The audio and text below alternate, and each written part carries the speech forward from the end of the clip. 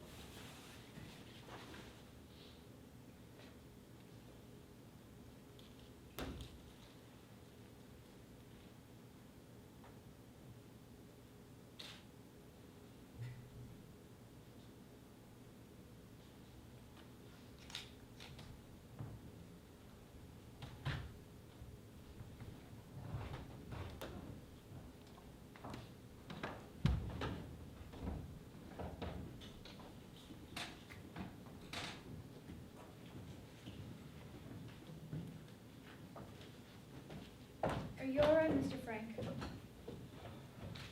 Yes, me. Yes. Everyone in the office has gone home. It's after 6. Don't stay up here, Mr. Frank. What's the use of torturing yourself like this? I've come to say goodbye. I'm leaving here, me. What do you mean? Where are you going? Where? I don't know yet. I haven't decided. Mr. Frank, you can't leave here. This is your home. Amsterdam is your home. Your business is here waiting for you. You're needed here. Now that the war is over, there are things that are... I can't stay in Amsterdam, Eve. It has too many memories for me. The house we lived in, the school, the street organ playing out there. I'm not even the person you used to know, Meep. I'm a bitter old man. Forgive me, Meep. I shouldn't speak to you like this. After all that you did for us. The suffering. No, it wasn't suffering. You can't say that you suffered. I know what you two went through. I'll remember as long as I live. Come. Oh, Mr. Frank, did you see? There are some papers rubbish on the floor after you left. Just burn them, please, Meep. Oh, Mr. Frank, there's notes, papers. Please, Meep, burn them. Burn this?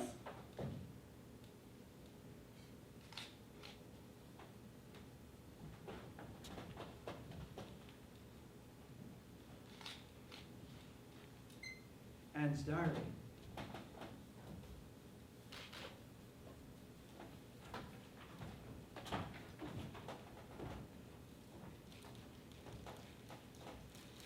Monday, the 6th of July, 1942. 1942. Is it possible, Meep? That's only 3 years ago. Dear Diary, since you and I are going to be great friends, I will start by telling you about myself. My name is Anne Frank.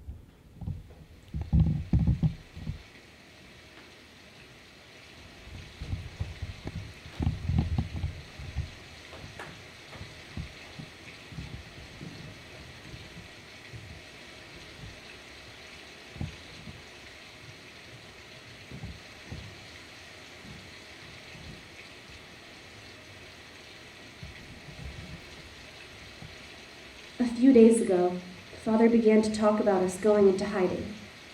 He said it would be very hard for us to live cut off from the rest of the world. He sounded so serious I felt scared. Don't worry, Annika. Just enjoy your carefree life while you can. Carefree? I was born in Frankfurt on June 12, 1929. Because we're Jewish, my father immigrated to Holland in 1933. But Hitler invaded Holland on May 10, 1940. 5 days later, the Dutch surrendered, the Germans arrived, and the trouble started for the Jews. Father was forced to give up his business, manufacturing products used to make jam. We couldn't use streetcars, couldn't go to the theater or movies anymore, couldn't be out on the street after 8 p.m., couldn't even sit in our own gardens. We had to turn in our bicycles. No beaches, no swimming pools, no libraries. We couldn't even walk on the sunny side of the street. Our identity cards were stamped with a big black J, and we had to wear the yellow star. But somehow life went on, until yesterday. A call-up notice from the SS. My sister Margot was ordered to report for work in Germany, to the Westerbork transit camp. A call-up? Everyone knows what that means. At 5:30 this morning, we closed the door of our apartment behind us. My cat was the only living creature I said goodbye to. The unmade beds, the breakfast things on the table, all created the impression that we left in a hurry. And our destination? We walked 2.5 miles in the pouring rain, all the way to 263 Pinsengracht, Father's office building. Our hiding place, the secret annex, is right behind it upstairs. Even though the Germans forced Father out, he still runs the office with Mr. Crawler and me, who've offered to help us while we're in hiding. A rat! Shh. Hello, Meep. Mr. Frank, thank God you arrived safely. Me. Anne, Mrs. Frank, Margot, you must be exhausted. If only we'd known, we would have had it all ready for you. You've done too much already for us, Meep. Besides, it's good for us to keep busy. As you can see, Anne's my little helper. I see that. Peter, come in. Oh, hello, Peter. Peter Von Don, children. Welcome to the annex. Peter, this is Margot, Anne, and my wife, Mrs. Frank. Mrs. Frank? Forgive me, Peter, I'm not quite myself, but I'm glad that you'll be joining us. I am too. A cat! He has a cat. A black one. We have a cat too. I wanted to bring her, but I know our neighbors will take good care of her until we get home. It would be great having a cat here. Won't it, Pim? Won't it be fantastic? And dear, don't get so excited. Peter doesn't even know you yet. He'll get to know me soon, though. It would be great having other people around. A whole other family. Won't it, Margot? Yes. Like being on vacation in some strange pension or something. An adventure. Romantic and dangerous at the same time. Something wrong, Peter? It's my parents. They were right behind me, just one street away. They'll be here. You don't think that... Don't worry, Peter. You're just like me. Mother's always jumping at every little thing. What's its name? Mushi. Mushi. I love cats. Where did you go to school? They set up a technical school in somebody's home once we went. I just switched from my Montessori school to the Jewish Lyceum. I know. I saw you there. You did?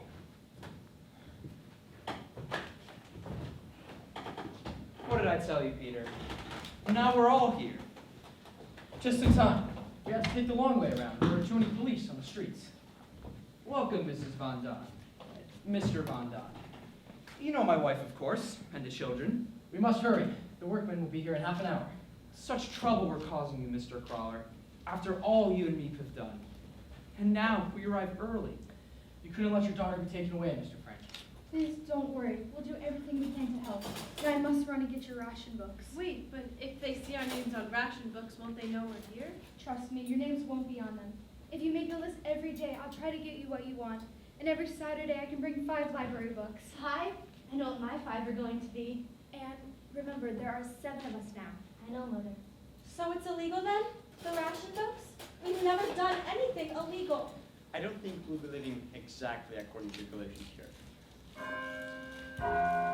Listen, the Westertoren. Oh, wait, I forget you speak that clock. I love it. Meep or I will be here every day to see you. We put in a buzzer by the door to signal when we come up. Oh, and one last thing. The radio. Radio, fantastic. A radio, thank God. But how did you get it? We had to turn ours in months ago. Thank you, Mr. Crawler. Everything. Tell them about the noise. I'll tell them. How can we ever think of Mr. Crawler, really? How can we I never ever... thought I'd live to see the day a man like Mr. Frank would have to go into hiding.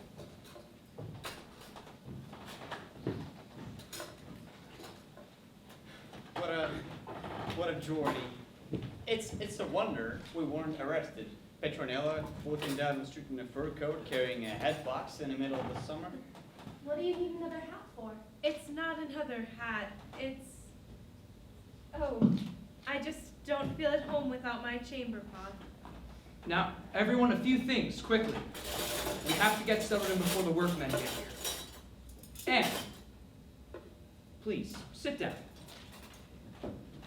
Now, while the workmen are in the building from around 8 to 6, we have to be completely quiet. So no shoes. And we can only move when it is absolutely necessary. We can't run any water. We can't even flush the toilet in the WC. The pipes go down through the warehouse and every little sound can be heard. There's only one toilet for all of us? And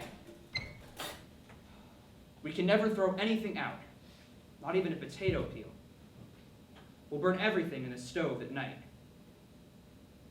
We can't go outside. We can't look out a window. No coughing. And if possible, no fevers. Remember, while we're up here, we can never call a doctor. This is the way we must live until it is over. But after 6, we can talk, laugh, play games, and move around just as we would at home. This area will be our common room, the place we meet together to have supper, like one family. One family. I love that. And now, why don't we get settled in? As Mr. Von Don and I discussed earlier, this area will be the Von Don home, and this area over here will be the Frank home. Now, Peter, I know your space is tiny, but you're very near your parents. And I'm glad you brought your cat. Meep warns us. There could be rats. Rats? Oh my I'm God. sure Motion can take care of your rats. Now, Petronella, let's go up to her room. I think all the dishes is up there. Never, ever anything to the Mr. Frank. If it weren't for you, I don't know what would have happened to us. You can't imagine how much your husband helped me, Mrs. Von Don. When I first came to Amsterdam, not knowing a soul, unable to even speak the language, I can never repay him. Besides, he's been an excellent business partner. Well, that's true. God, it's hot in here. If you'd take that precious coat off for 1 minute, I'm sure you'd feel a lot cooler. And rest, Edith. You haven't slept since last night. Nor you, Margot. I slept, Father. Isn't it funny? Even though I knew it was going to be the last night in my own bed. You can sleep through anything. Now take your shoes off before you forget, Anne. You too, Peter. Shoes. Are you sure you're not too tired, Annika? Please, Mother, I'm fine.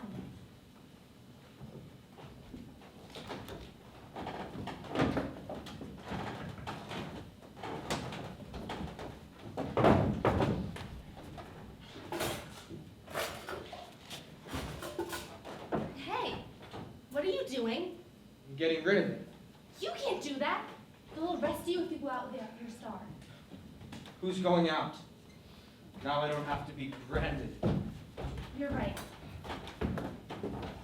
Remember when it all started? People tried to look the other way, but somehow their eyes always landed right here. Ugh, Mother sewed this on so tight. The day they made us wear the star was the worst day of my life. Look, I left a mark. Do you know Hanley Gosler? No, Joby DeWall? I've never heard of her. Oh, but you heard of me. My father is your father's business partner. You heard of me. You heard of me. I'm famous at my school. That's true, in a way. What do you mean? Anne, darling, you mustn't bother Peter. I'm not bothering him. Lucy. Mushy either. Tonight, Peter, we'll have our first real supper here together as a family. Thank you.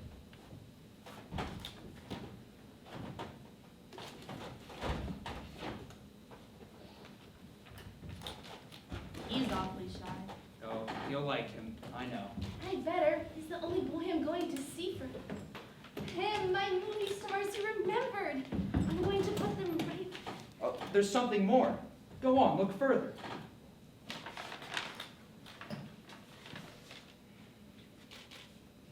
Diary. I've never had a diary and I've always longed for one. Pencil. I'm going to the office to get a pencil. Anne, no! There's no one in the building now. It doesn't matter, Anne. I don't want you ever to go beyond that door. Never? Not even at nighttime when everyone's gone home? Or on Sundays? Never. I'm sorry, Annika. It just isn't safe. I see. This is what going into hiding means, Anne.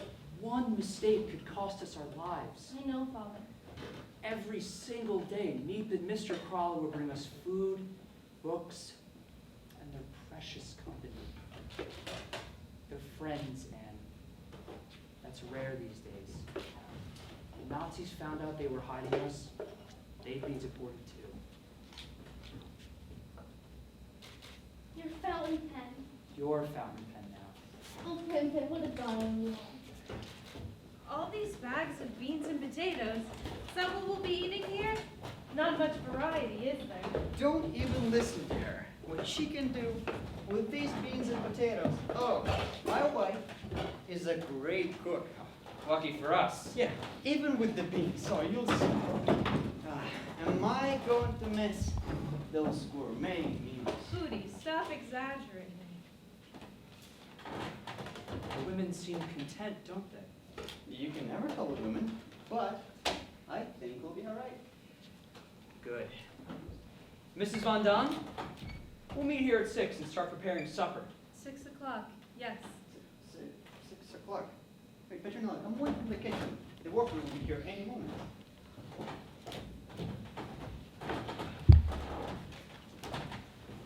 Maybe it's a mistake.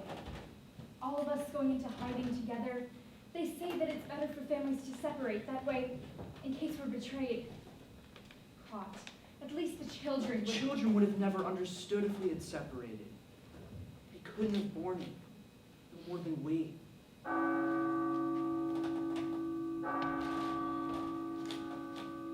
Come. We must be quiet.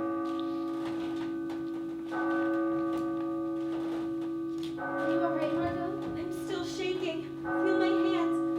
Don't worry. We're here now. We can't take you away. Yes, we're here.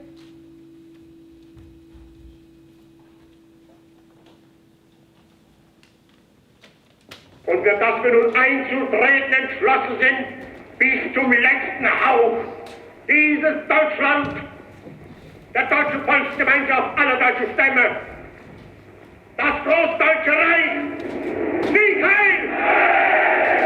Sieg heil!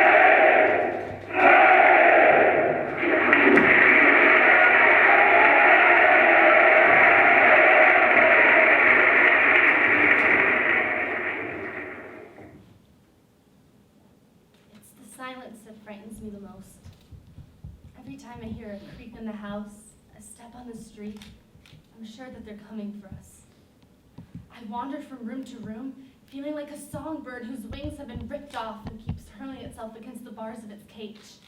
Let me out, where there's fresh air and laughter. Then I remember all the other Jews who aren't hiding, and I know that we live in a paradise. We're as quiet as baby mice. Who would have dreamed Quicksilver Ann could sit still for hours, and what's more, could.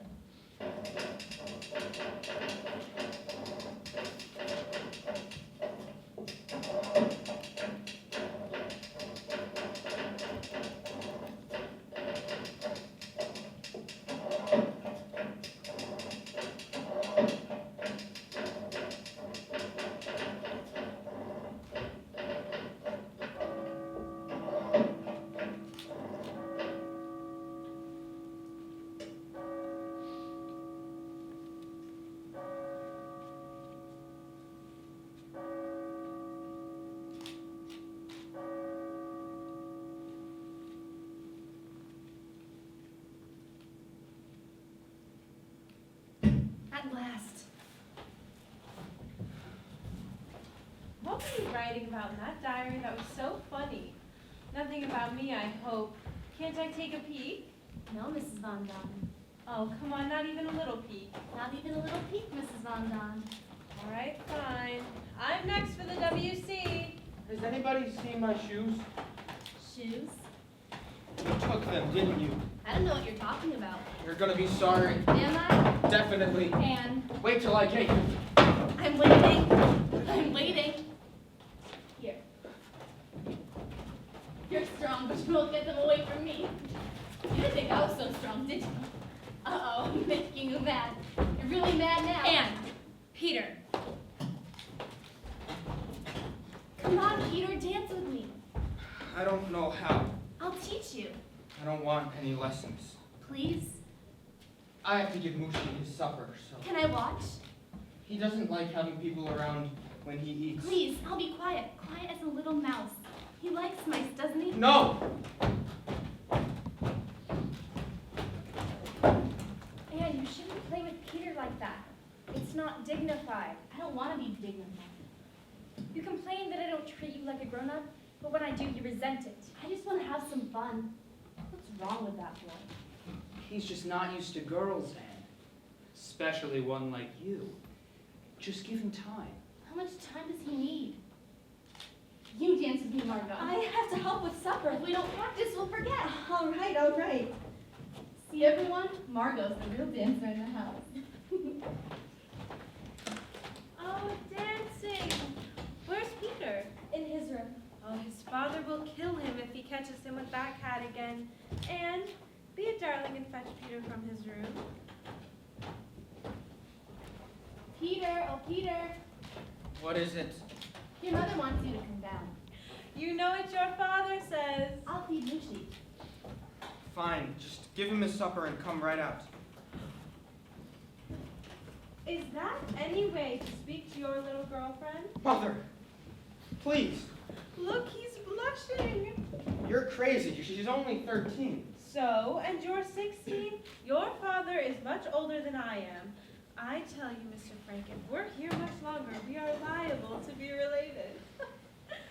Oh, I think I have a run. Some run.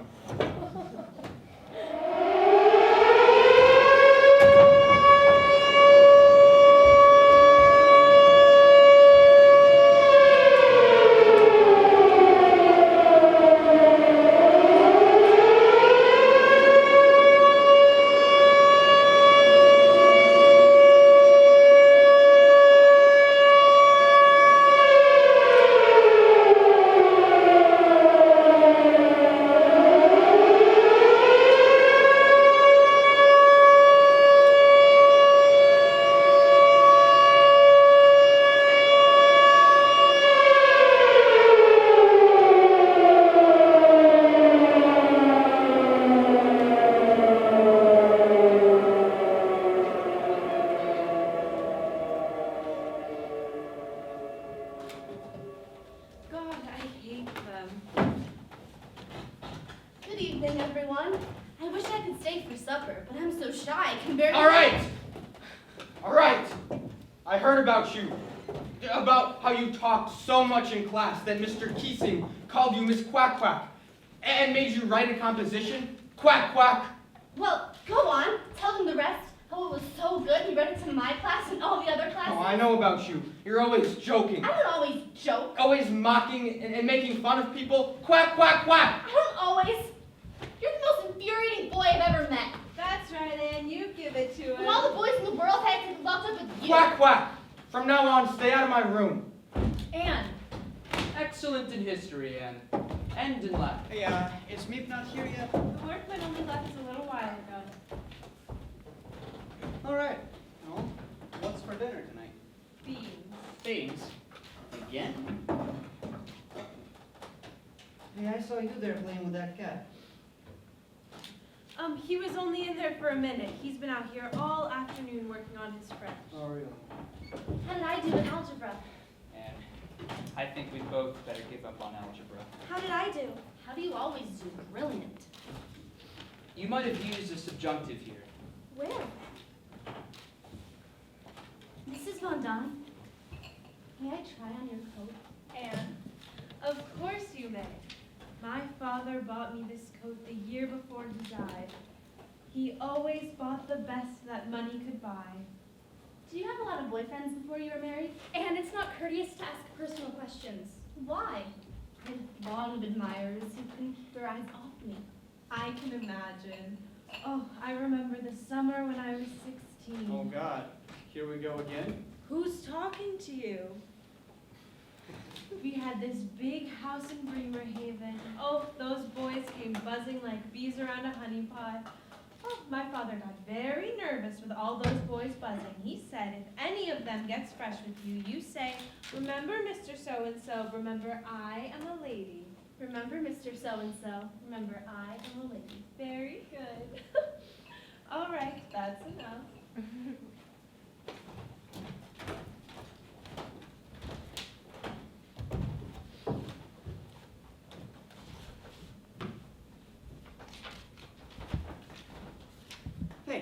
Hey, you, down there. What have you got to write about that's so important all the time? Just because someone's young, it doesn't mean they don't have anything to say, Mr. Von Don. Please, can I have any privacy? Petronella, could you tell me what could possibly be so private? You know how it is at that age, Pootie. Everything is private, even brushing your teeth. I just don't want her to write anything about me in that diary of hers. Oh, really, Pootie? You're so childish sometimes. You still haven't finished your French? You ought to be ashamed. I know I'm hopeless. You are not hopeless. He is not hopeless. He just doesn't have anyone to help him, like the girls do. Maybe you could, Mr. Frank. Well, now, I'm sure his father would much No. rather- He won't listen to me. What do you say, Peter? Oh, you're an angel, Mr. Frank. I don't know why I didn't meet you before I met that one over there. Come, Peter. Show me which chapter you're on.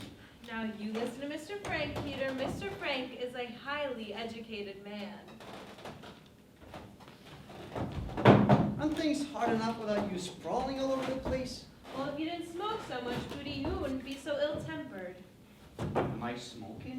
Did you even see me smoking? Don't tell me you already used up all of those cigarettes that Meat bought One you. package. Meat only bought us one package. Well, you're smoking up all of our money. Will you shut up? What are you staring at? I've never heard grown-ups quarrel before. I thought only children quarreled and it wore off when you grew up. It's not a quarrel. It's a discussion. And I've never seen children so rude before. Rude? Yeah. Me? I don't know how you can say that, man. Anne, come grab me my knitting. I must remind Meek for more wool. And I have a library book for her to return, and I need some hairpins and soap. Please, Meat, get me some starch, some biscuits, a movie star magazine. Meat. It's a wonder that Meat has a life of her own. Did you know that she's engaged to someone called Jan? She's crazy about him, terrified that the Nazis will take him away. That's what they do with all the young Dutchmen these days. They pick them up off the street. Suppose you try keeping still for 5 minutes. Come on, your milk. Talk. Chatter. It's a wonder we haven't been arrested and shot yet. Why do you have to show off all the time? Can't you be quiet like your sister Margot and just be a good girl? Not me. I'm going to be remarkable. I'm going to Paris. You'll see. I'm going to be a famous singer, a dancer, a writer. Oh my God, my coat! My beautiful fur coat! I'm sorry. My father, you know what my father paid for this coat? I could kill you for Petronella! this. Mary, Anne, you can't behave like this. it was an accident. Anyone can have an accident. I am not talking about the coat, Anne. We are all living under great stress, but you don't see Margot getting into arguments with the Von Dons, do you? Margot's perfect. She never gets into arguments with anyone. I'm not perfect. She's courteous. She keeps her distance, and they respect her for it. Try to be more like Margot. And what, have them walk all over me too? No, thank you. They don't walk all over me. Yes, they do, all over you. I'm not afraid that they'll walk all over you, Anne. I'm afraid that you'll walk all over them. I don't know what happens to you, but if I ever talk to my mother... Yes, Mother, no, Mother, anything you say, Mother. People aren't like that anymore. I can't do everything for you. Margot does not do everything for me. Margot, that's all I ever hear. Anne, don't be so dramatic. Everything she does is right, and everything I do is wrong. If I talk, I'm a show-off. If I answer, I'm rude. Selfish if I eat too much. Stupid, cowardly, a complete disappointment. I'll never live up to your expectations. I'll never be Margot.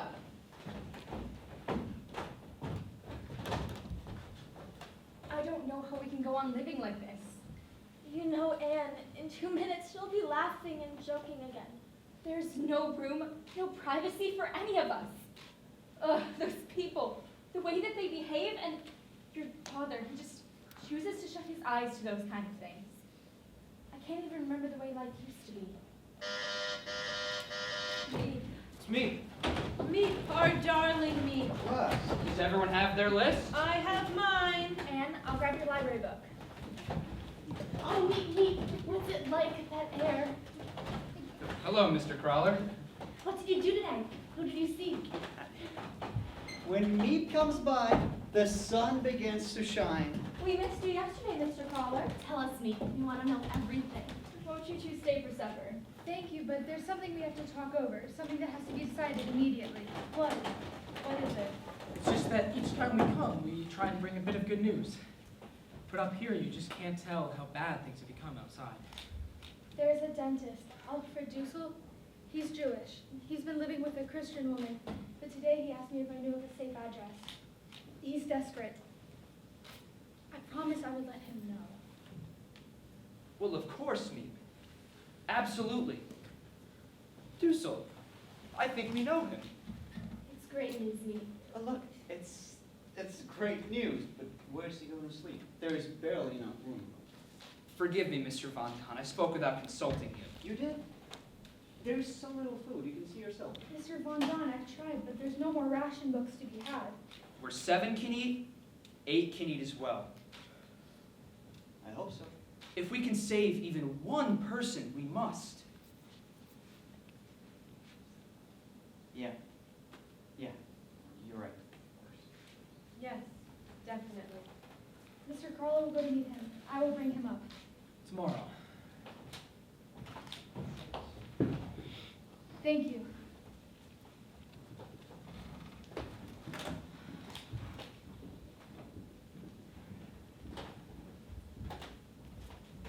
It's fine to have him, but where are we going to put him? He can have my bed. I'll sleep on the floor. You're very kind, Peter, but there's hardly enough room in there for you. I know. Mr. Dussel can have my bed, and I'll move in with you and Mother. No. Margot will move in with us, and Mr. Dussel will have her bed. It's the only way. But why? Why can't I move in? Because it wouldn't be proper for Margot.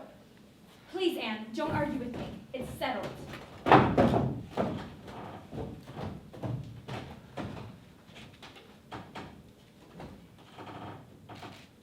As far as I'm concerned, Mother can go jump in a lake. I don't know why I've taken such a terrible dislike to her, but I can imagine her dying someday. Well, Papa's death seems inconceivable to me. It's very mean of me, I know, but that's how I feel. I hope Mother will never read this, or anything else that I've written. She's not a mother to me. I have to mother myself. And who can I turn to? Only my diary. I have to become a good person of my own, but I know that in the end it will only make me stronger. 3.5 months in the annex, and we're eagerly awaiting our newest edition. What will he be like? Eve says he's quiet, refined, and by all accounts, excellent dentist. He's meeting Mr. Crawler at 11 o'clock sharp at a certain place in front of the post office. It's all very exciting, but totally nerve-wracking. What if they get caught? The last few hours, the most dangerous for a Jew that goes into hiding. Ladies and gentlemen, it's done. Everything went smoothly. Mr. Dussel was at the appointed place at the appointed time. He had to wear Jan's coat over his office jacket so nobody could see his yellow star. He was surprised to be brought to Amsterdam rather than into the country, where all the other Jews go into hiding. And of course, he had no idea we were right upstairs waiting for him. I'm dreaming. Mr. Frank? Otto Frank? I heard you were in Switzerland. A patient of mine told me you'd gone to Basel or Belgium or someplace. That's what everyone thinks. The Nazis included, we hope. We tricked them. We're so glad you've come, Mr. Dussel. We all are. How can I thank you? It's not us, it's me and Mr. Crawler. Without them, we couldn't live. Are you scared, me? Sometimes. We're not heroes. Oh, you're much too modest, Meep. We just don't like the Nazis. Anything about them. Come, Mr. Dussel, sit down. You must be worn out. You know what I say? We have a little toast to Mr. Dussel. Cognac. We are saving it in case of an emergency, but... What better way to use it?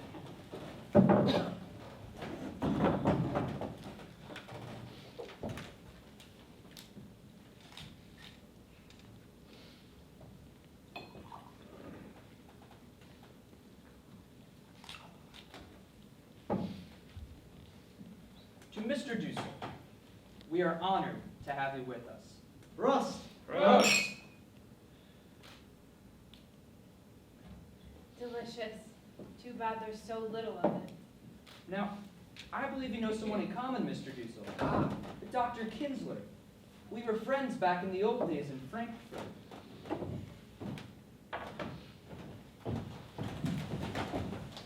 What is it, Mr. Dussel? Dr. Kinsler was taken last month. Beethovenstrack. They took the whole block. Mr. Dussel, what is happening? Tell us.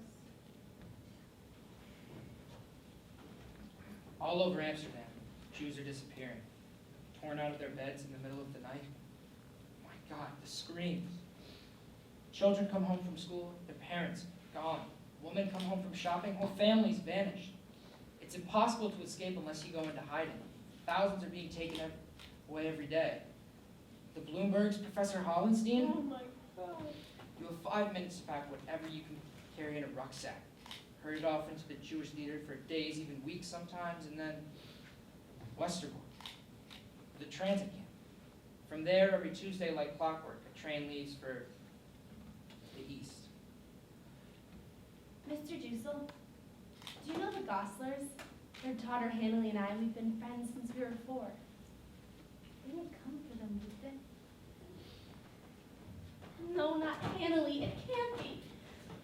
There's a family by the name... No! Now, everyone, I'm sure Mr. Dussel needs to get settled in before supper.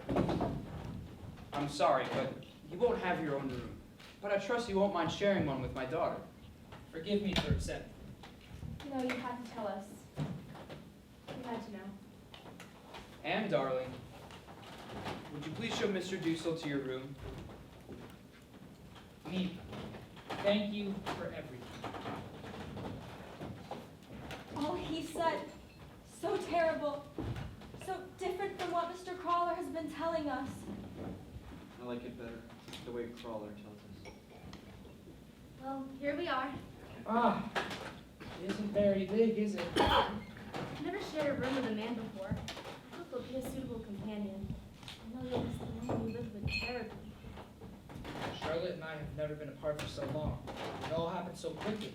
I couldn't tell her where I was going. I didn't even know myself. You weren't supposed to. None of our friends knew. It would have been too dangerous. Not just for us, but for them. And for Charlotte. You're a very bright young lady. I hope you'll bear with me. I hope you'll bear with me. I seem to irritate everyone around here. What's she like, your Charlotte? Oh, she's charming. She's beautiful. You would like her. She's not Jewish, you know. Oh, I know. Meat told us. That's my bed. And that's Margot's bed, where you'll sleep.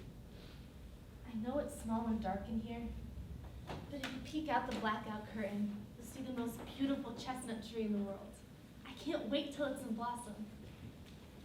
Although I hope the war will be over by then. We'll all be home. I was wondering about the room. I always had it in the mornings, and Margot had it in the afternoons. Will that be all right with you? No, actually, I'm not at my best in the morning. Okay, then you can take the mornings and I'll take the afternoons. You brought your dental equipment? I can't wait to see it. I love those little mirrors. Will you fill in all of my cavities? You know, it's very hard being a dentist. Children do not seem to understand that. What do you mean? Well, no one likes going to the dentist, and everyone makes fun of dentists, but believe me, it is just as hard for us. That's awful. Now, tell me something. Where do I go out there with all those people? And Mushi. Who's Mushi? Peter's cat. Cat? No one mentioned a cat. He has it here. You'll love Mushi. He's the sweetest cat in the world. Oh, I hate cats. They give me asthma. Don't worry. Peter keeps him in his room at all times. Let's hope so. Oh, by the way, Mr. Crawler spoke of a schedule? It's mainly about when we can use a WC and when we have to be quiet. You can use it now if you want. No, thank you. You don't know how important the WC can be, especially when you're scared. Oh, I understand. Now, if you don't mind, I'd like to lie down before supper. It helps with the digestion. Okay, Mr. Dussel, you rest. I'll try and make you feel at home. This is Colin Reese-Parker with the BBC Radio Europe, November 12th. Yesterday, German forces entered unoccupied France. Acting quickly to counter sweeping Allied gains, Hitler sent armored columns to occupy Vichy France. The Vichy regime came to an end, and with it, the final pretense that part of France was a free zone. I couldn't sleep tonight, even after Father tucked me in. I felt wicked, sleeping in a warm bed, while my friends are at the mercy of the cruelest monsters ever to walk this earth. And all because we're Jews. We assume that they're being murdered. The BBC says that they're being gassed. Perhaps that's the quickest way to die. No matter what I'm doing, I can't stop thinking about those who are gone. And all we can do is wait for the war to end. The whole world is waiting. And many are waiting for death. Achtung, Achtung! The list for Tuesday's train. 1,000 will leave Westerbork tomorrow for level service in the east. No exceptions.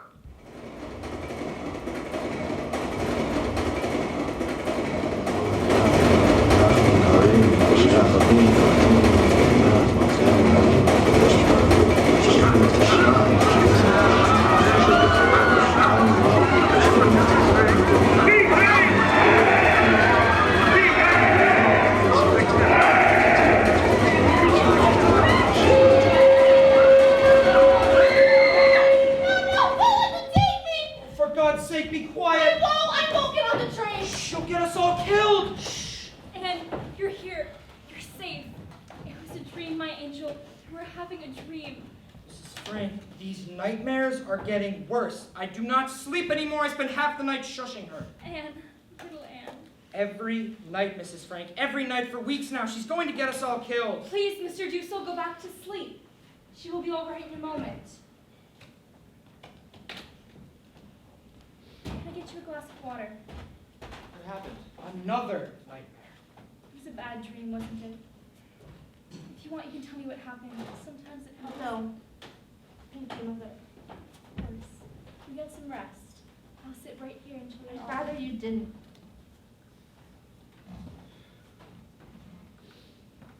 I see.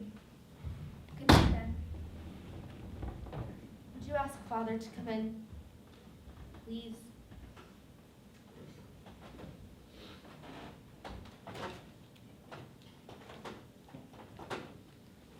Edith.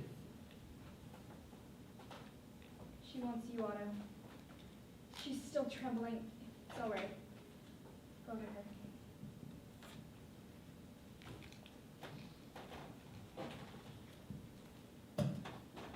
It's a phase. You weren't like this. I'm more like you. It's not that she doesn't love you. Oh, Pim Pim, I dreamt they broke through the bookcase and took us all away. The train whistled, Pim, the train going to the east. Did I yell terribly loud? Do you think anyone heard me outside? I know what you're thinking, Pim, but I can't help the way I feel. I just don't love her. Anne! We don't get along. We never have. And now I hate being cooped up with her. Everyone in here hates me, Pim, because of my nightmares. I can't stop them from coming. We're all having nightmares, Anne. But only you choose to let them out. Your mother has them too, you know. Terrible nightmares. She's having a very hard time. I know, Pim, and I'm trying to change. I have another side. A better and finer side, but it's as if I'm split in half. What's good, what's bad, Pim, I don't know. I understand. We've always understood each other, you and I. You know, Annika, you taught me something the day we came here. Me? Remember when we arrived? Your mother and Margot, they were numb. They couldn't speak. They couldn't even move. Now, I myself was a wreck with worry. But you, Anne, you skipped around the room and you called it an adventure. You showed me you could escape. And now, when I read my Dickens, it takes me to another world. And in that world, I feel safe. You have something too, you know. A diary. You're a very lucky girl. Lucky? You can write. You can put all your thoughts, all your feelings down on paper.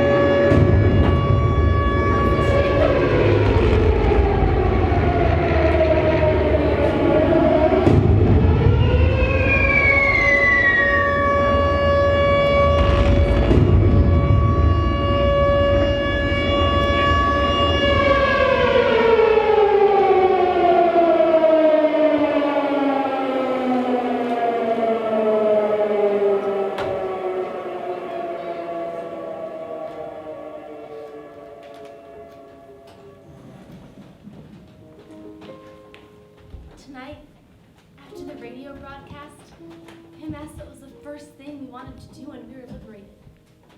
I'd be so thrilled I wouldn't know where to begin. I longed to be back in school with my friends, whistle, ride a bike, laugh so hard it hurts. I wonder if anyone will ever not think about whether I'm Jewish. Just a young girl, badly in need of some good, plain fun. Margot said, I want to go dancing, learn the latest step, and fly all over the room in a new pair of dancing shoes. The movies. I'd love to go see a movie, a Western, if they ever decide to let us in again. I'm longing for a real cup of coffee. With cream and sugar. No, a whole potful. A bath. A hot bath. Lying there, luxuriating for hours, and then Pootie comes in and soaps my bath. And Pootie said, Cream cakes.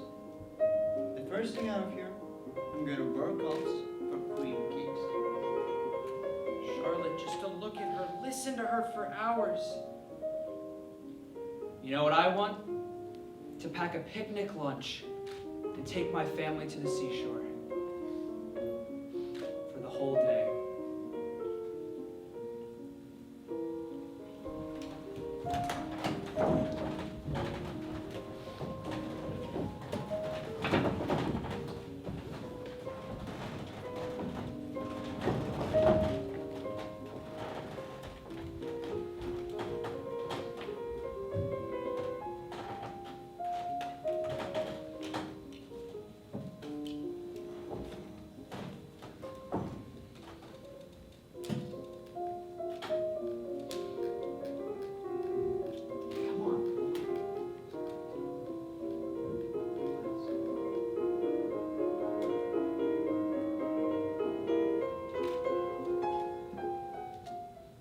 What a beautiful menorah.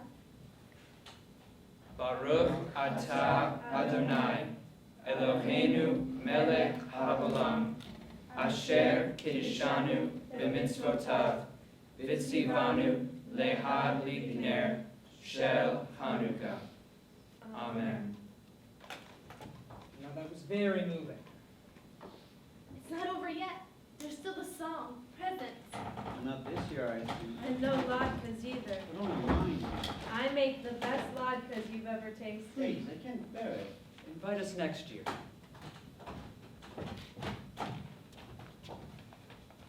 For Margot. Read it out loud. You never lose your temper. You never will, I fear. You're just so good, but if you could, leave all your crosswords here.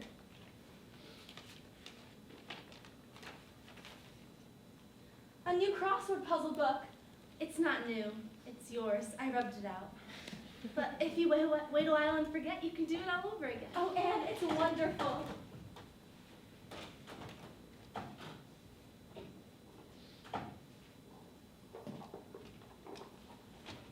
For Mrs. Von Don, Oh, it's lovely. What's in it? shampoo. I made it out of soap and the last of my toilet water. Oh, I love it. Thank you, Anne. This was all Anne's idea. For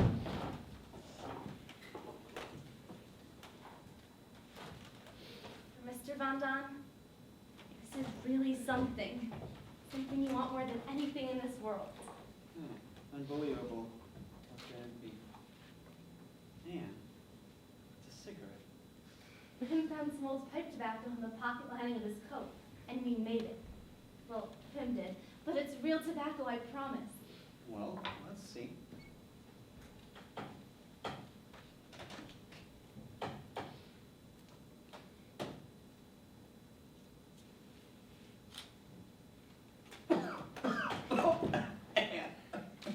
Thank you so much. It's wonderful.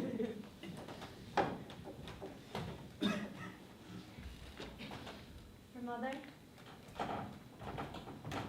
here's an IOU I promise to pay. 10 hours of doing whatever you say. Boy, 10 hours? Now, you wouldn't consider selling it, would you, Mrs. Ruth? Never! It's the best present I've ever had.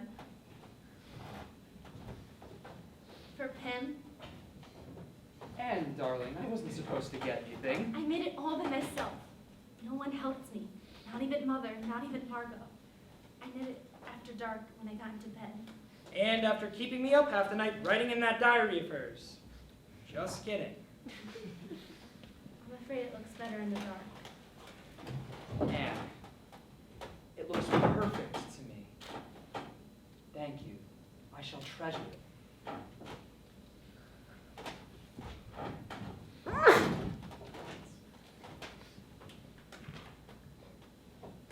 For Mushi, Oh, Anne, the ribbons from your ballet shoes. On behalf of Mushi, thank you. It's very sweet of you. and from Miss Quack Quack. Go ahead, open it. You sure nothing's gonna jump out and bite me?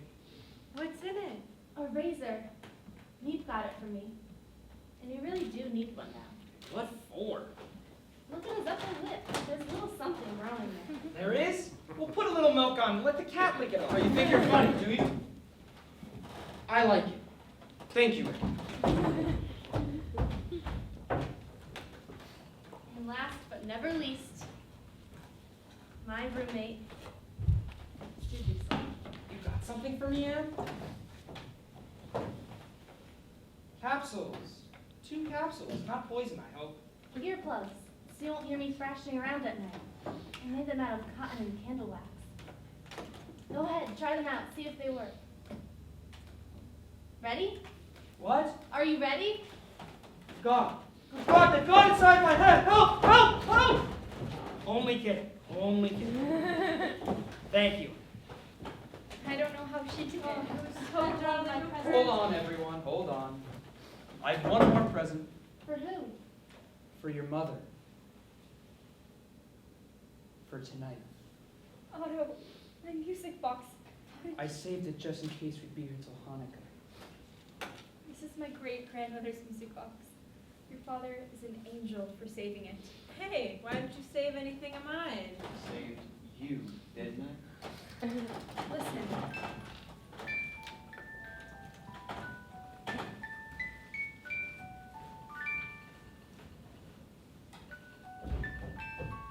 Look, Mushi loves his present. Peter, he'll give me What's your asthma. problem? Get that cat out of here. Cat? What cat? Doesn't have to be the cat. It's his clothes, too. We're getting rid of it anyway. Finally, you listen to me. It's not about you, Dussel. I'm just sick of those damn fleas. Mr. Von Don, you can't do that. That's Peter's cat. Peter loves his cat. If he goes, I go. You're not going, and the cat's not going. Peter, put the scarf away, please. Mr. Dussel, sit down. It is Hanukkah, a time for celebration. Girls, sing the song. Hanukkah, oh Hanukkah, the sweet celebration.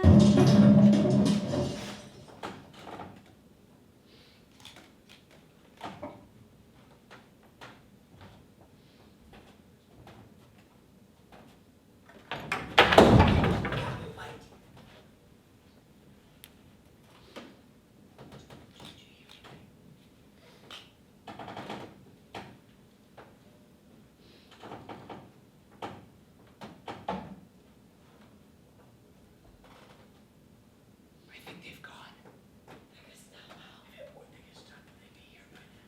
Maybe it was the thief. But we have to do something. I'm going down. No, Papa, they can still here. Maybe we can buy them off. Woody, where's our money?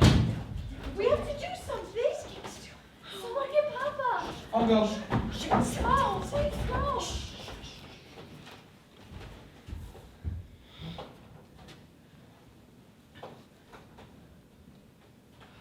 It was a thief. How do you know? He took the cash box and then ran off so fast he left the front door wide open. The danger's past, everyone. We're safe now. Maybe, but we're in even greater danger now. Mr. Dussel, please! Now someone knows we're up here! You pointing at him? It was an accident. It could have happened to any one of us. Are you meaning to tell me a thief is going to say I was robbing a place the other night and I heard a noise above my head? You think a thief is going to say that? Yes, I do. Well, you're crazy. Not crazy. I think someday he's gonna get caught. And when he gets caught, he'll make a bargain with the police. And if they let him off, he'll tell them where some Jews are hiding. They might even reward him. 7.5 guilders a Jew. Please, Papa, we can't go. We can't stay here anymore. Let's go. Let's just go. Go? Where would we go? Into the street? No one is leaving. We can't panic. If we panic, we're just lost. We have survived here for 6 months together. We are going on.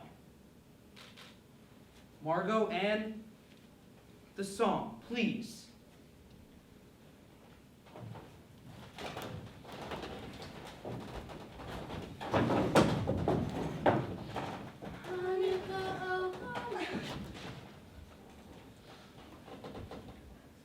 Sometimes I see myself alone in a dungeon, without mother or father, or I'm roaming the streets, or the annex is on fire, or they've come in the middle of the night to take us away.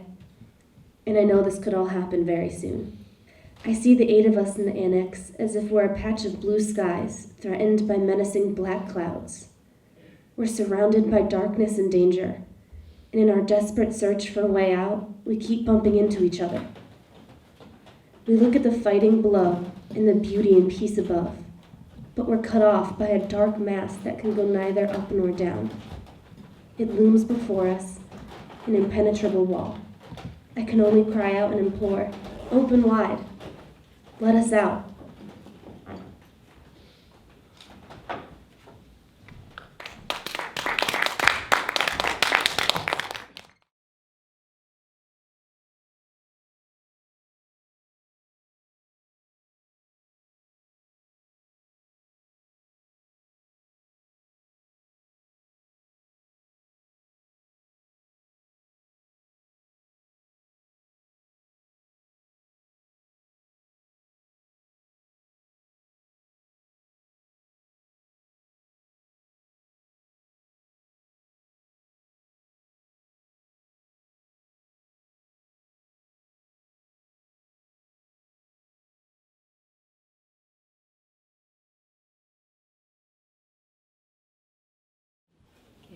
I'm so out of it right now. Saturday, January 1st, 1944. Another new year has begun, and we're in the middle of the Great Terror, known as winter. We've been here 1 year, 5 months, and 25 days. We're all thinner, paler, and a lot hungrier. We've been plagued by medical problems. Someone is always suffering from something. And although we can't call a doctor, our favorite dentist is never too far away. Ow! Mrs. Von Don, if you could just hold on a little longer. How can I? You're killing me. If you'd stop complaining, it would go a lot faster. Fine, I'll try. Mrs. Von Don, please, you have my instrument stuck in your tooth. Ow! Stop struggling, you're making it go even further. There, look, I got it. I'm lucky. I've been healthy. In fact, I've been growing so much that I can't even fit into my shoes anymore, not to speak of anything else. And there's another change. Something happening inside of me. A change within myself. I read somewhere that girls my age don't feel quite certain of themselves. They become quiet within and begin thinking of taking place of the miracle taking place inside. I think that what's happening to me is so wonderful. Not only what can be seen, but what can be felt. Every time it happens, I have a feeling that I have a sweet secret. And in spite of my pain, I long for the time where I shall feel that secret within me again.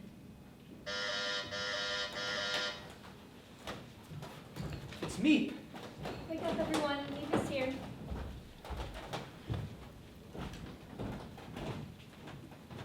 Neve. And Mr. Crawler, what a delightful surprise. We came to bring you New Year's greetings. Oh, you shouldn't have. You should have at least one day to yourselves. Don't say that. It's so wonderful to see them. Smell the wind and cold on the clothes. Here you are. How are you, Margot? Feeling any better? All right. We filled her with every type of medicine so she won't cough and make any noise. Hello, Mr. Caller, and me. My hope for peace in the new year. Meep, have you seen Mushi? Have you seen him anywhere around? I'm sorry, Peter. I asked everyone in the neighborhood had they seen a black cat, but they said no. Oh, look what Meep's brought for us. A cake. The cake. Oh, I'll get some plates. Thank you, Meep. You must have used all your sugar ration for weeks. It's beautiful, isn't it? It's been ages since I've even seen a cake. Not since you brought us one last year. Don't you remember? It was New Year's Day last year. I'll never forget it, because I had peace in 1943 written on it. Oh, peace in 1944. Well, it has to come sometime. Hello, Mr. Dussel. How are you? Here's an African. All right. Now, how many of us are there? None for me. No thanks. Oh, please, you must. I couldn't. Good. That leaves us with 1, 2, 3, 7. 8. It's the same number as it always is. I take it for granted Margot won't eat any. Why wouldn't she? I think it won't harm her. I just don't want her to cough all over the place. Please, Mrs. Frank should cut the cake. It's not Mrs. Frank's cake, is it? It's for all of us. Mrs. Frank divides things better. Oh, don't I give everybody exactly the same, don't I? Just forget it, Katrina. No, I want an answer, don't I? Yes, everyone always gets exactly the same. Except for Mr. Von Don, who always gets a little bit more. What? That's a lie. Please, please! You see what a little sugar cake does to us, Meep? Goes right to our heads. Here you are, Mrs. Frank. Thank you. Are you sure you won't have some meat? No, really. I have to run in a minute. Maybe Mushi went back to our house. They say that sometimes cats. Do you ever get over there? Do you think? I've tried, Peter. The first minute I get, I'll try. But I'm afraid with it. Make up your mind already. Someone's had a nice big meal out of that cat. This is delicious meat. Delicious. Oh, young, how to get a girl who can bake like this. I have to run. Jan's taking me to a party tonight. How heavenly. Remember now that everyone is wearing what you have to eat so you can tell us tomorrow. I'll give you the full report. Goodbye, everyone. Hootie, what are you doing? Hootie, where are you going? What's wrong? Father says he's going to sell her fur coat. She's crazy about that old fur coat. Is it possible? Is it possible that someone is so silly enough to care about a fur coat in times like these? It's none of your darn business, all right? And if you say one more thing, well, I'll take it, and I mean it. No, my father got me that coat. You didn't buy it for me. You have no right to it. Just a little discussion over the advisability of selling this coat. As I have often reminded Mrs. Von Don, it is utterly selfish of her to keep it when people outside are in such desperate need of clothing. Could you please just sew it for me? It should fetch a good price. And can you get me cigarettes? Just anything you want, any kind. It's terribly difficult to get them, Mr. Von Don, but I'll try. Thanks. Goodbye, everyone. Goodbye. Are you sure you won't have some cake, Mr. Crawler? I'd better not. You're still feeling badly? What does the doctor say? I haven't been to him yet. No, Mr. Crawler. Oh, I tried. But you can't get near a doctor these days. They're so busy. After weeks, I finally managed to get one on the telephone. I told him that I wasn't feeling very well and that I needed an appointment. You know what he says to me? Over the telephone. Stick out your tongue. I have some contracts here. I was wondering if you'd look over them. Of course. We could go downstairs. Forgive us. We won't be but a minute. Stop! Marco! What's happened? Something's happened, hasn't it, Mr. Crawler? No, really. I want your father's Something's advice. gone wrong. I know it. If it's something that concerns us here, I think it's better we all hear it. But the children... What they'd imagine will be worse than any reality. It's a man in the storeroom. I don't know whether or not you remember him. Carl, about 50, heavy set, nearsighted. He came with us just before you left. He was from Utrecht. That's the man. Well, a couple of weeks ago, when I was in the storeroom, he came in and closed the door. He asked me, "What do you hear from Mr. Frank? How's Mr. Frank?" I told him I had heard a rumor that you were in Switzerland. He said he'd heard that rumor too, but he was wondering if I might know something more. Well, I didn't think much of it. But then a thing happened yesterday. He brought some invoices up to the office for me to sign. And as I was looking over it, I looked up and I saw him standing, staring at the bookcase that hides your door. Then he said he needed more money, 20 guilders more a week. That's blackmail. 20 guilders? That's very modest blackmail. That's just the beginning. You know what I think? I think he was the thief down there that night. That's how he knows we're up. How was it left? What did you tell him? I said I had to think about it. What should I do? Pay him the money? Take a chance on firing him or what? I For don't know. God's sake, don't fire him. Pay him what he asks. Keep him where you can have your eye on him. Well, is it so much that he's asking, Mr. Dussel? What are they paying nowadays? Well, he could get it in a war plan, but this isn't a war plan. Mind you, I don't know if he really knows or if he doesn't know. We'll offer him half. Then we'll soon know if he's blackmail or not. What if it is? Anything he asks, we've got to pay it. We have to. Let's decide that when the time comes, Mr. Dussel. This may all be my imagination. You get to a point these days where you suspect everyone and everything. On some simple look or glance, I found myself... That's the telephone. Why is it ringing? The telephone. It's a holiday. Well, that's my wife. I had some work to do in my office. I told her to call me there when she got out of church. Well, we'll offer him half then. Goodbye. We'll hope for the best.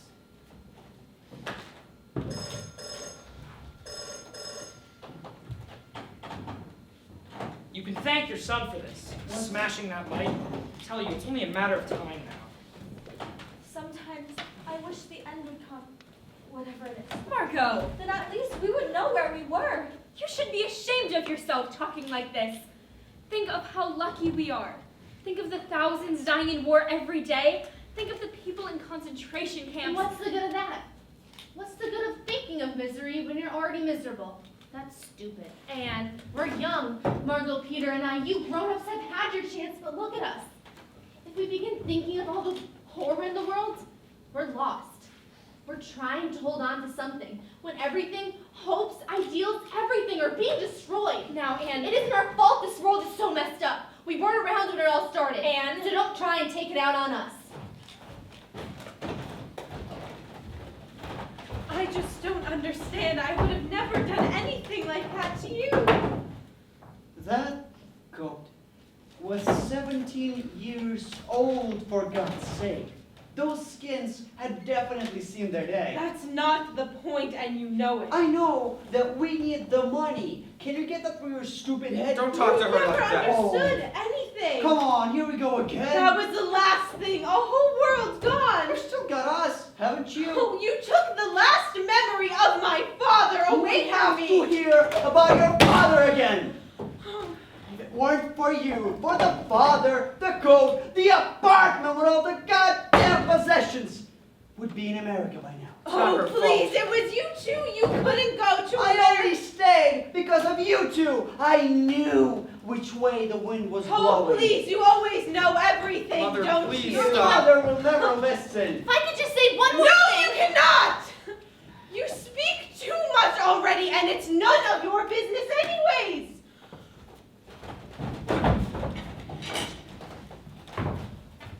You shouldn't have said that. What? You hurt her feelings. Oh, well, I apologize. To everyone.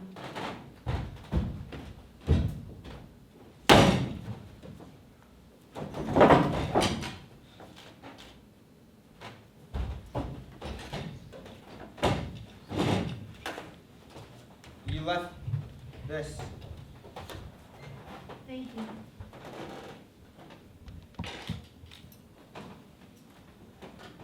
I'm sorry for what happened in there. I wish that I could have said something, but they just make me feel so... I can't stand it. Sometimes I just wish that I didn't belong to them at all. I just hope I never turn out like that. You won't. I know it. Like him. What if I'm like him? You're not. Believe me. All I can say is that if it wasn't for you... Or... I mean that You're always a big help to me. I am? How? And you're so happy all the time. It keeps me from getting depressed. I'm not always so cheerful inside. Really? It's hard. If you want to cry or something, there's nowhere to go. It's easier for me, I guess. When there's a fight with my parents, I can just go up to my room. You're lucky you have a room of your own. At least you can talk to your parents. Not really. I never discussed anything serious with Mother. She just doesn't understand. I can talk about everything with Father, except Mother. I don't know how you can really be intimate with someone if they hold something back. Do you? I think your father's terrific. He likes you, too. You think so? I can tell from the little things he says. It's funny, isn't it? What? Well, we've been living here for almost a year and a half. This is the first time we've ever really talked. I know what you mean.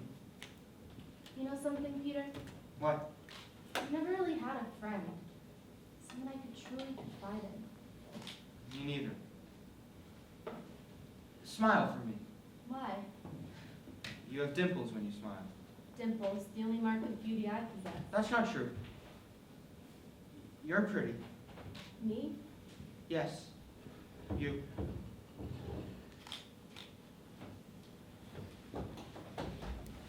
We've had some bad news.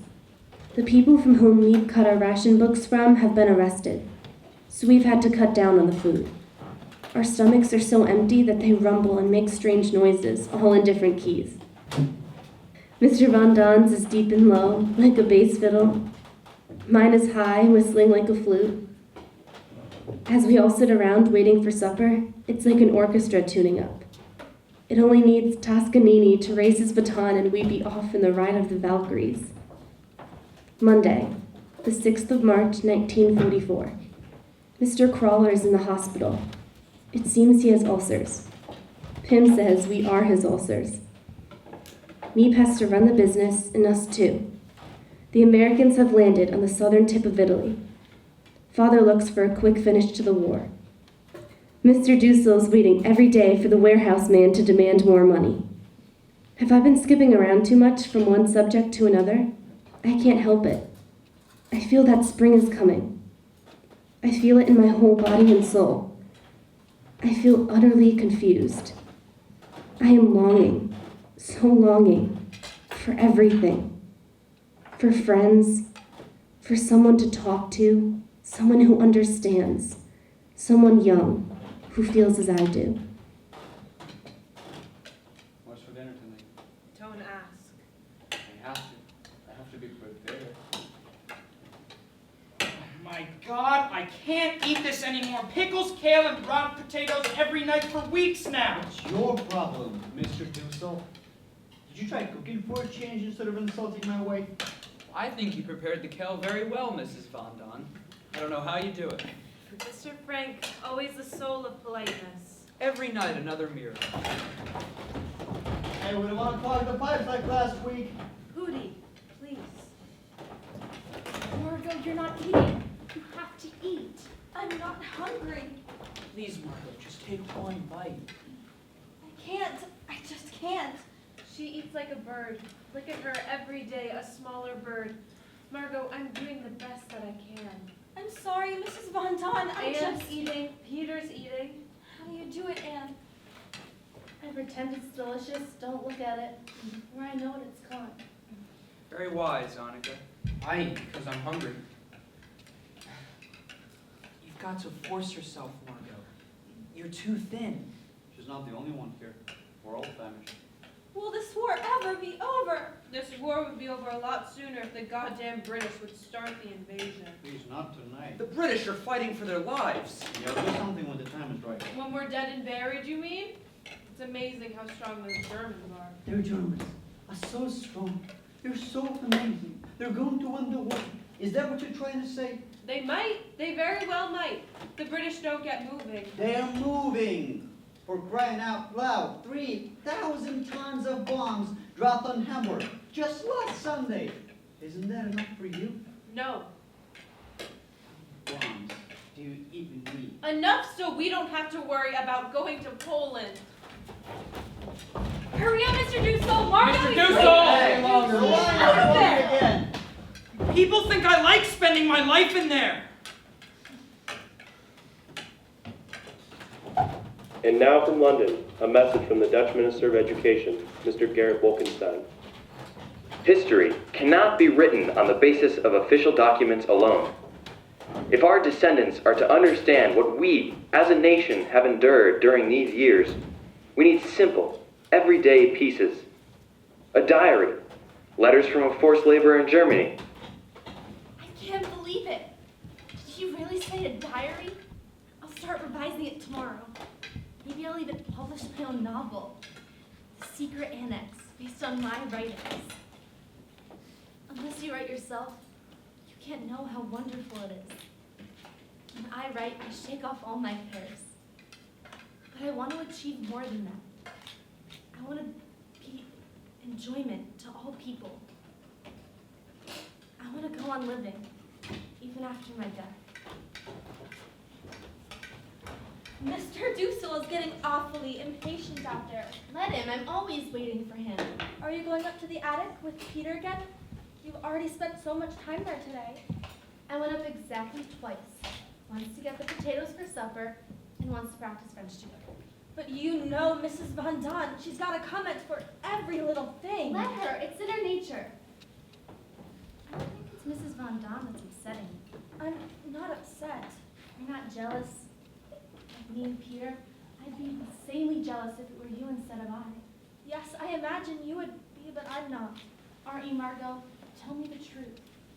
Who wouldn't want someone to visit every night? To have deep, serious conversations with, and who knows what else? Yes, I'm jealous, but not of you and Peter. I just like someone of my own. I'm happy that you have someone. You mean it? Yes. I want you to have a good time tonight, and every night. You've already missed out on so much here. Margot, you're such a generous person. Besides, you have nothing to be jealous of. You don't do anything. He hasn't even kissed me. The kiss will come. I'm not sure I want it to. Oh, you do. I know you. You can't help yourself. Wait, let me fix your hair. There, now you're ready. I presume that I may finally get back into my room? Our room, Mr. Dussel. And yes, you may have presumed. Thank you so much. And again? Again, and look at her. It's cold in the attic. Go bundle up. In my day, it was the boys who called on the girls. Young people like to feel they have secrets. The attic's the only place they can talk. Talk? That's not what they called it in my day. What? A little romance is developing in our attic? If we're here much longer, we may even have a little annex wedding. Frankly, I can't stand this stupid chatter for one more moment. Anne, don't forget to be down by 9. You're so old-fashioned. I guess they don't realize how much more advanced you are. You look nice. Really? I like your shoes. I've always liked your shoes.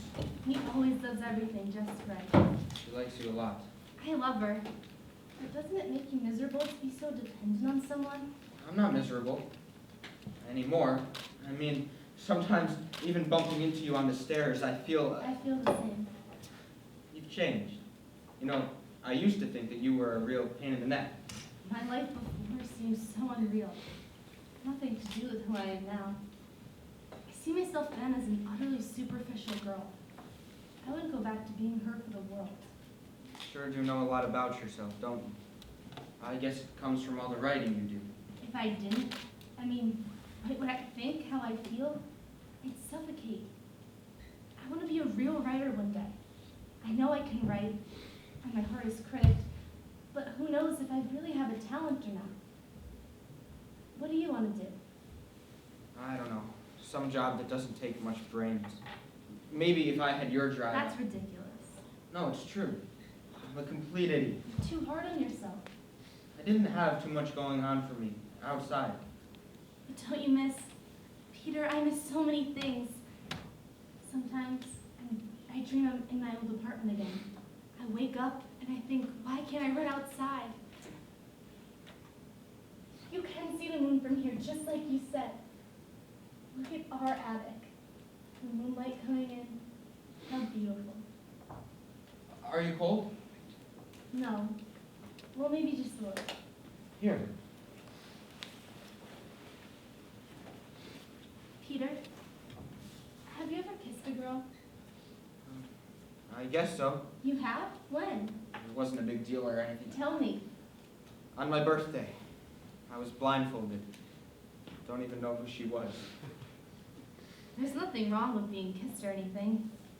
Though I'm sure Margot would never touch a boy unless you were engaged to him. And I know Mother never touched a man before she met him. My girlfriends would say, "Oh, Anne, how shocking." But who cares what they'd say? Everything's different now. Here. Called it our attic before. You really think that it's ours? I do. You won't let them stop you from coming up here, will you? No, I won't, I promise. Maybe I'll bring some of my stories and you can read them sometime. You'll come tomorrow night. If you want me to. I do. It's 9:05. I will then.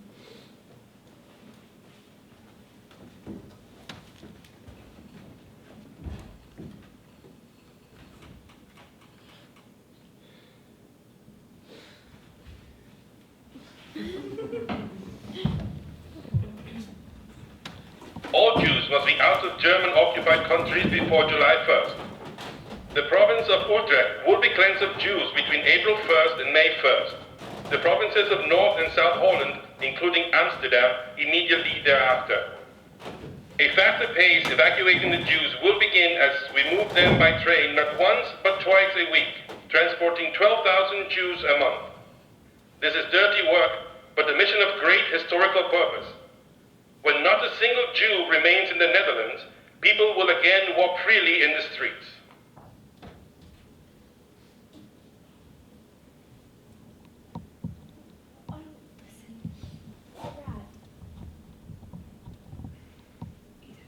Please go back to sleep.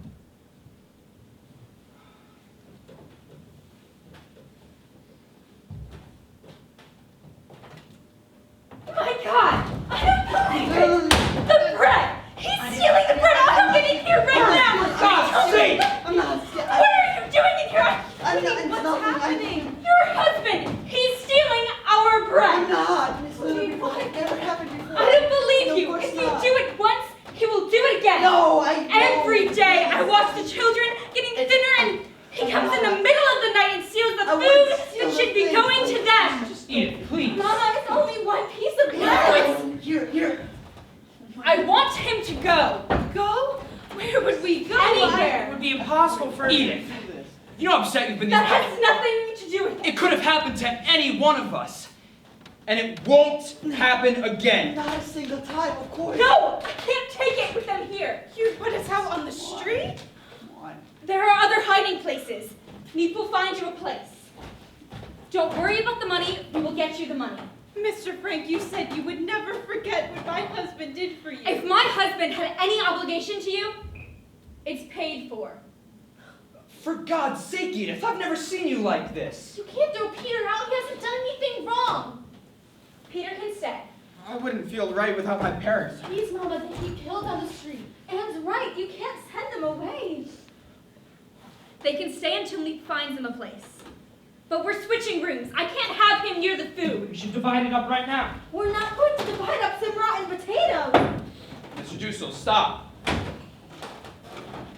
Don't do this. Mrs. Frank, Mr. Frank. Stop, Mr. Dussel! Mr. Dussel, no more, no more. I can't bear it. All of this. All that's happening. Enough! Margot, everyone, go back to your rooms. Neep at this hour? Everyone, the most wonderful, most incredible news. What is it? The invasion has begun. Did you hear the invasion? This is it. It's happening right now. You can feel it in the streets, the excitement. I read to tell you before the workmen got here. This is it. They've landed on the coast of Normandy. The British? British, Americans, everyone, more than 4,000 ships. Look, I brought a map. For over a year, we've prayed for this moment. Cherbourg, the first city. They're fighting for it now. How many days will it take them from Normandy to the Netherlands? Edith, what did I tell you? Cherbourg, Caen, Point l'Evêque, Paris, and then Amsterdam. Hootie! Herman, don't you hear? We're gonna be free. Soon.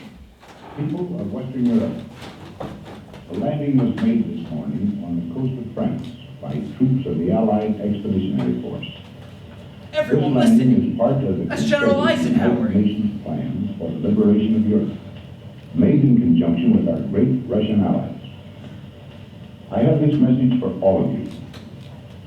Although the initial assault may not have been made in your own country, the hour of your liberation is approaching. All patriots. Home, Margot. Can you believe it? We're going to be home. I don't even know what home would be like anymore. I can't imagine it. We've been away for so long. Oh, I can. Every little detail. Walk along the canal again. The sky, Margot. Everything. I'm afraid to let myself think about it. To have a real meal. Will anything taste the same? Look the same? How can anything ever be the same again? How can we go back, really? You know what I've decided?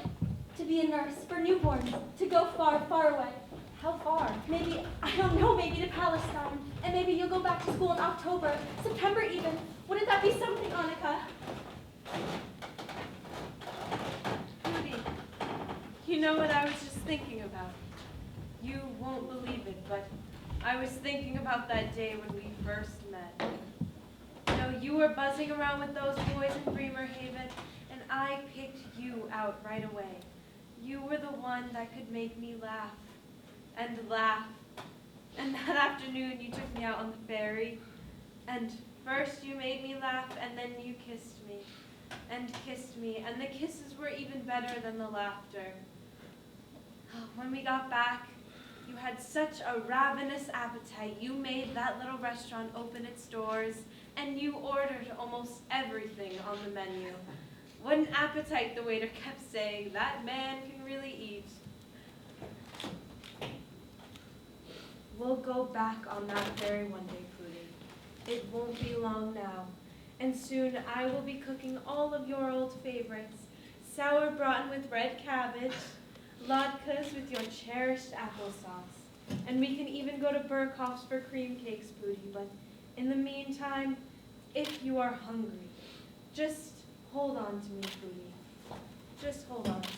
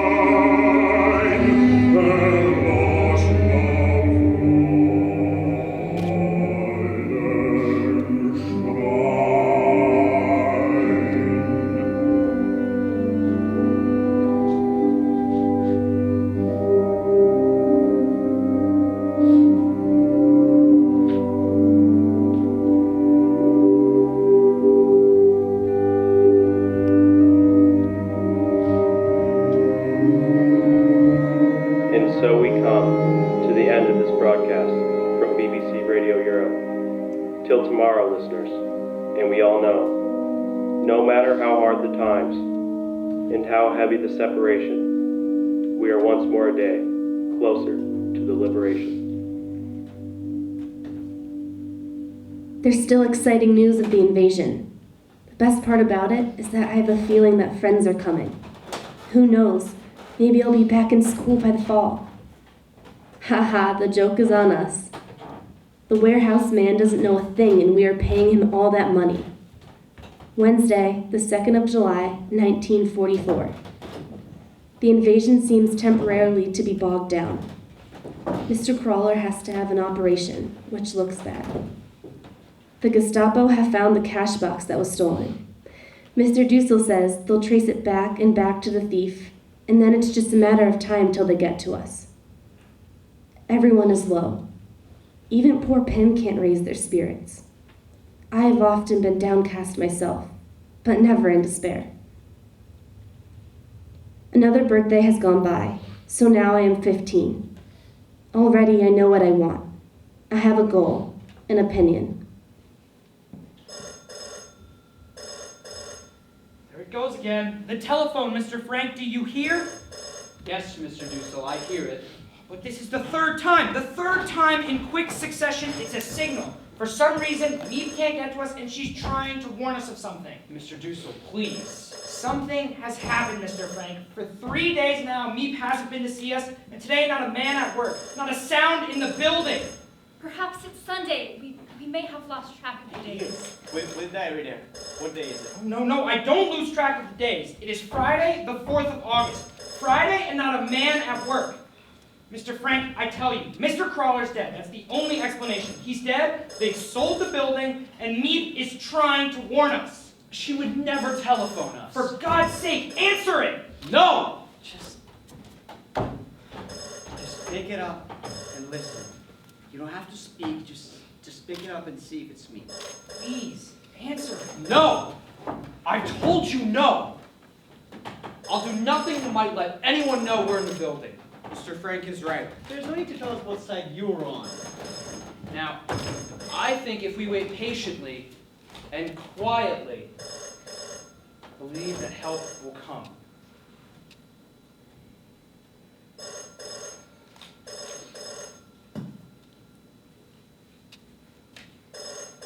Going down.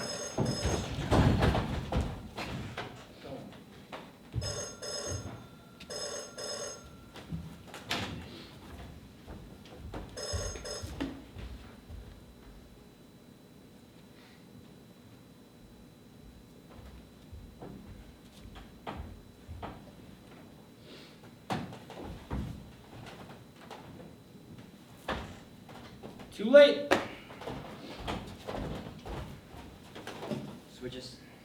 So we just sit here and wait until we die? I can't stand this. I'll kill myself. Come on, I'll stop. I think you'd be glad if I killed myself. I think you want me to die. Here. We could be in Switzerland or some other safe place or whatnot. I don't... Don't touch me.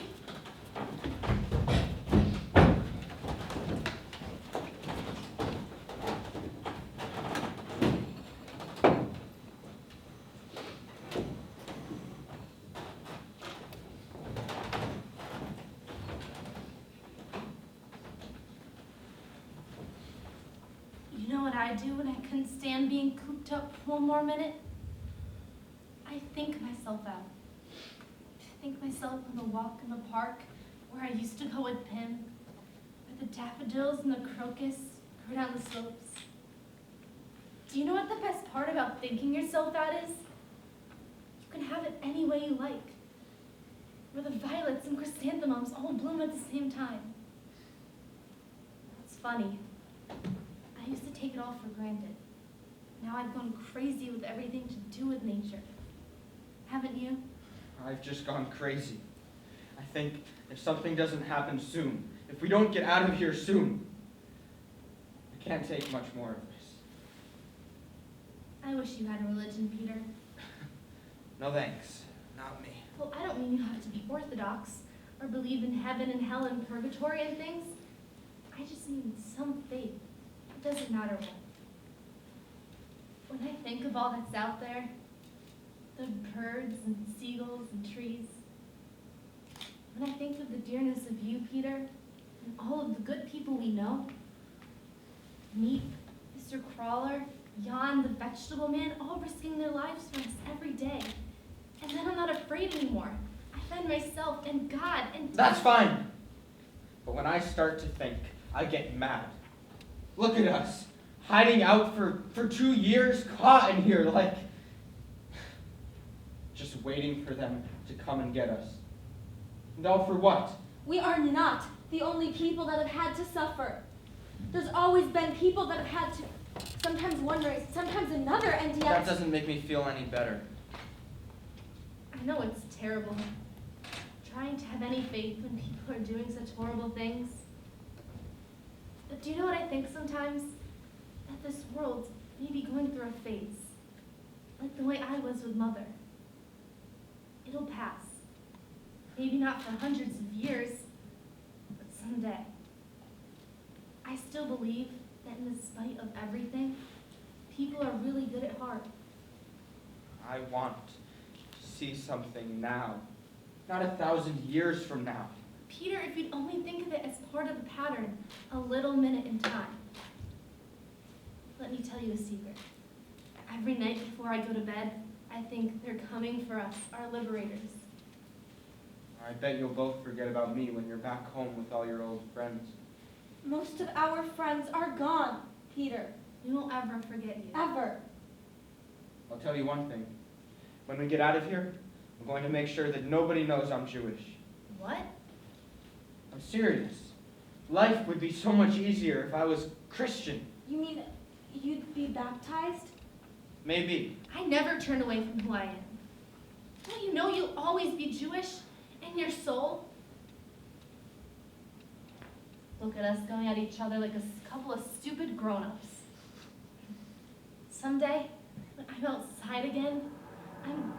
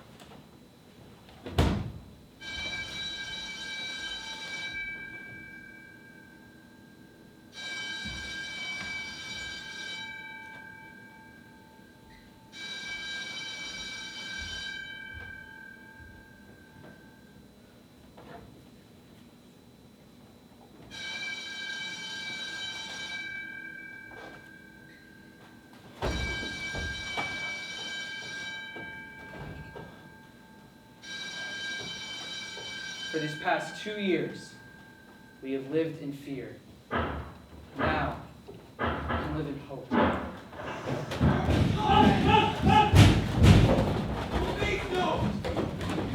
It's utterly impossible to build my life on a foundation of fear.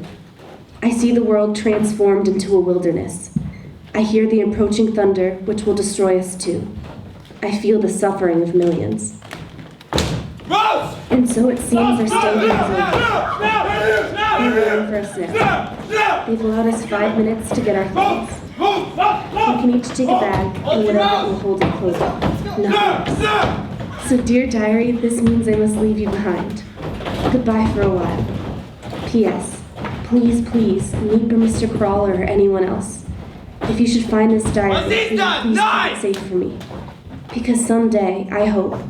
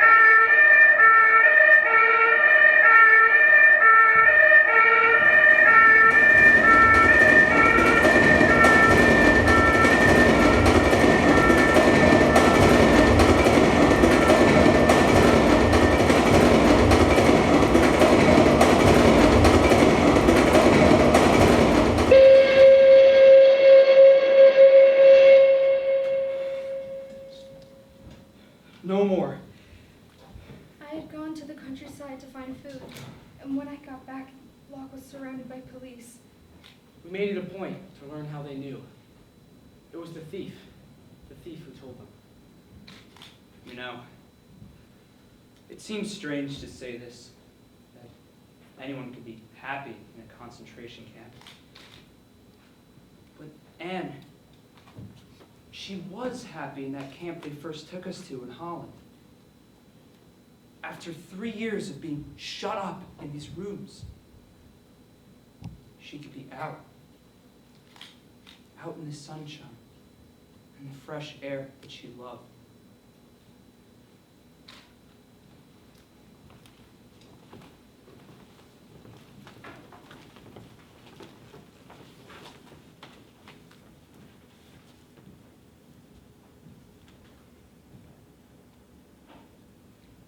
Westerbork, a barren heath.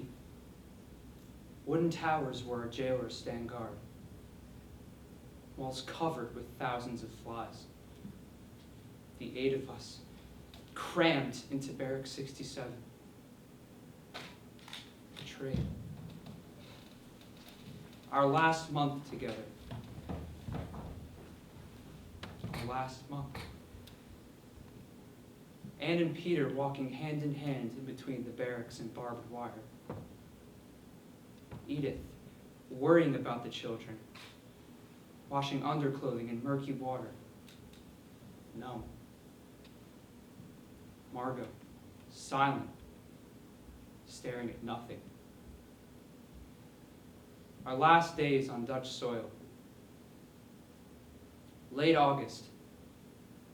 Paris freed. Brussels, Antwerp. But for us, it is too late. Tuesday, September 3rd, 1944. 1,000 of us herded onto cattle cars. The last transport to leave Westerbork for the extermination camps.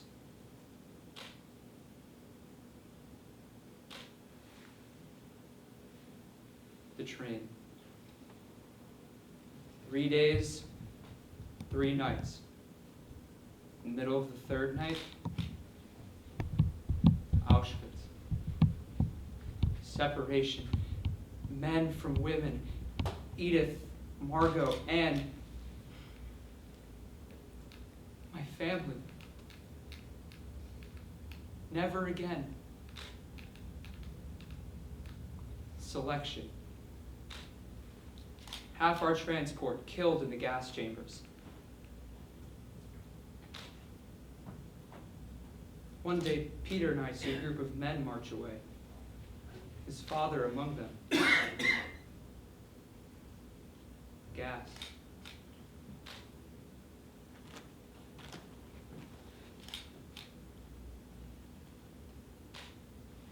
Peter on the death march to Mauthausen.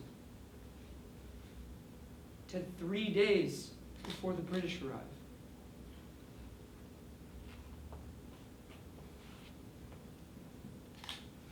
His mother,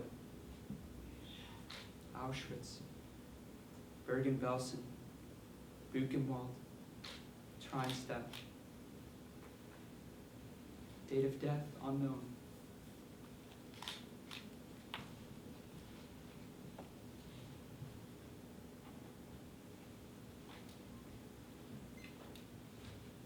Mr. Dussel dies in Neuengamme.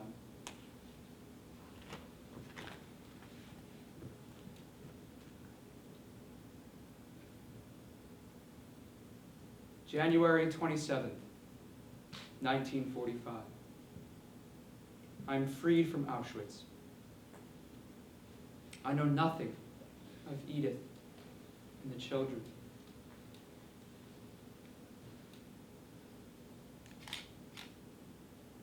And I learned. Edith died in Birkenau of grief, hunger, exhaustion.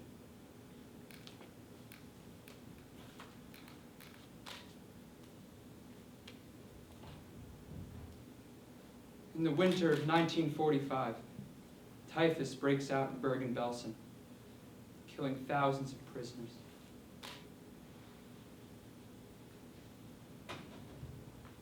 Among them, Margot.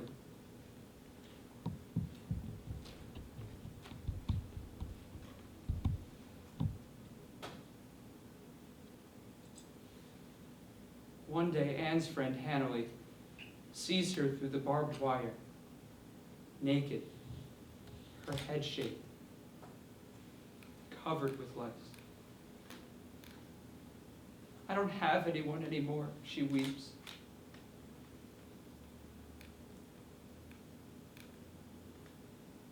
A few days later,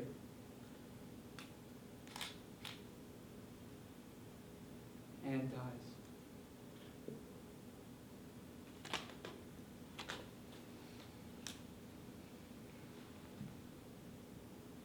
My daughter's body's dumped into mass graves just before the camp is liberated.